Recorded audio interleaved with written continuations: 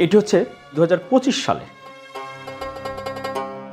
মেহেরপুরের প্রত্যন্ত অঞ্চলের কৃষক পেঁয়াজ খেতে বিষ পান করে আত্মহত্যা করেছিলেন।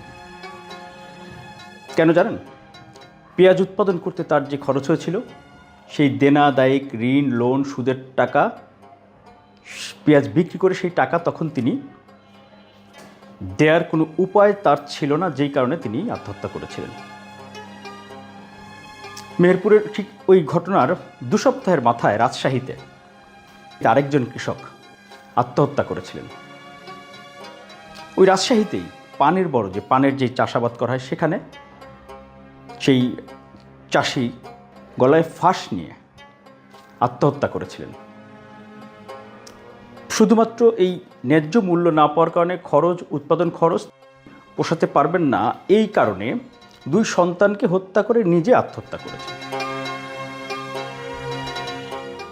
এটি হচ্ছে নির্মম বাস্তবতা। না আছে গণমাধ্যমের কোনো জায়গায়, না আছে আমাদের আলোচনায়, না আছে আমাদের সরকারের কোনো দপ্তরে বা কোনো বিশিষ্ট নাগরিকদের টকশোতে, না আছে কোনো ওই যে তথাকথিত সংস্কার, পিআর, গণভোট, এই ভোট, কোনো জায়গাতে এইটার আলোচনা জায়গা পায়নি।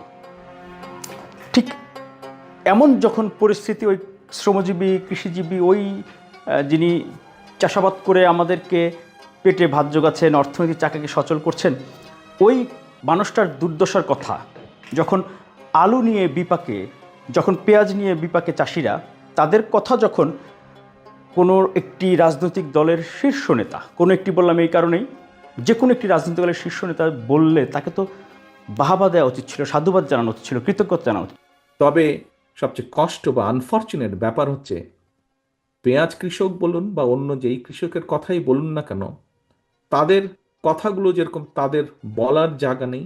বিএনপির ভারপ্রাপ্ত চেয়ারম্যান তারেক রহমান 12 নভেম্বর 2025 যখন ভার্চুয়ালি যুক্ত হয়ে বিপ্লব ও সংহতি দিবসের অনুষ্ঠানে এই পেঁয়াজ চাষি এবং আলু চাষিদের দুঃখ দুর্দশার কথা, তাদের যে উৎপাদন খরচ বেড়েছে, সেখানে যে ন্যায্য মূল্য পাওয়ার শঙ্কা রয়েছে, পাবে না, লোকসান গুণে তাদেরকে আলু বিক্রি করতে হচ্ছে। 5 টাকার মতো ছিল হিমাগারে রাখার খরচ, সেখানে এবার 8 টাকা হয়েছে 1 বছরের মাথায়।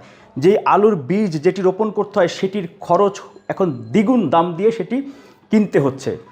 1 কেজি আলু উৎপাদনে কৃষকের খরচ হয়েছে 25 থেকে 27 টাকা পর্যন্ত, আর তিনি বিক্রি করছেন 8 থেকে 12 টাকা। আবার যদি সংরক্ষণ করতে যান, তাহলে আগে ছিল 5 টাকা কয়েক পয়সা, এখন সেটি 8 টাকা হয়ে গেছে। এই যে এত এত কিছু হয়ে যাচ্ছে, কয়জনে আমরা সেই খবরটি রাখছি?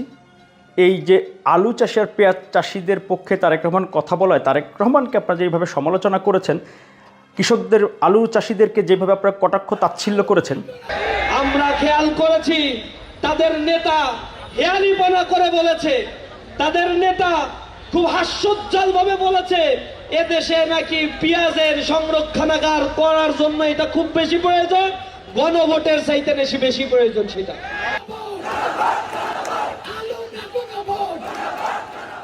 আসলে কি তারেক রহমান সেখানে মানে খোশ মেজাজে হাস্যোজ্জ্বল ভঙ্গিতে একটু সে কি হাস্যরসাত্মকভাবে বলেছিলেন, নাকি খুবই গুরুত্ব বোঝানোর জন্য নিজে উপলব্ধি করেন, নিজে সেটি অনুধাবন করেন, নিজে সেই কৃষক বা সেই চাষিদের কাছে নিজেকে দাঁড় করিয়ে চাষিদের যে দুঃখ দুর্দশা সেটিকে তিনি নিজে ধারণ করেন, সেটি বোঝাতে চেয়েছেন, নাকি তারেক রহমান মানে হাস্যরসাত্মক ভঙ্গিতে বলেছেন? আপনারা একটু দেখুন।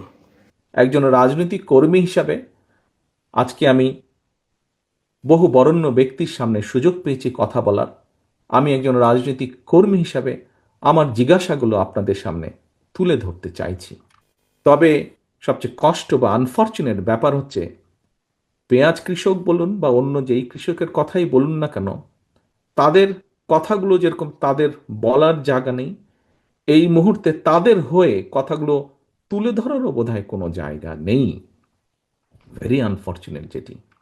আপনাদের অন্তপক্ষে মনে হয়নি যে নুরুল ইসলাম সাদ্দাম, ছাত্র শিবিরের সাধারণ সম্পাদক, তিনি যেটি বলেছেন যে তারেক রহমান খুব হাস্যোজ্জ্বল ভঙ্গিতে বা অনেকটা হাস্যরসাত্মকভাবে বলেছিলেন, তার মানে কি তারেক রহমান হাস্যরসাত্মক বলেছিলেন? না, তিনি খুবই গুরুত্ব উপলব্ধি নিজে যেমনি করেছেন, তেমনি জাতিকেও এটির গুরুত্ব বোঝার জন্য তিনি জাতির সামনে এটি উপস্থাপন করেছেন, জাতির প্রশ্ন বা জাতির বিবেচনার জন্য তিনি ছেড়ে দিয়েছেন। তিনি কিন্তু কোনো মন্তব্য বা সিদ্ধান্ত দিয়ে দেননি।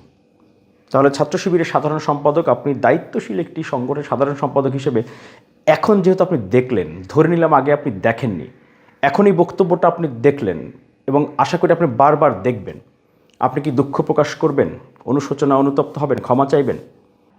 আপনাদের সৌভাগ্য বা অলৌকিক ক্ষমতা আপনাদের উপর না থাকতো তাহলে সারা দেশে আজকেই সারা দেশের কৃষকরা আপনাদের বিরুদ্ধে আন্দোলন করতো। জামাত শিবিরের বিরুদ্ধে এই বক্তব্যের কারণে সারা দেশের কৃষক শ্রমিকরা রাজপথে নেমে আপনাদের এই বক্তব্যের জন্যে আপনাদেরকে প্রতিরোধের মুখে আপনাদেরকে পড়তে হইতো।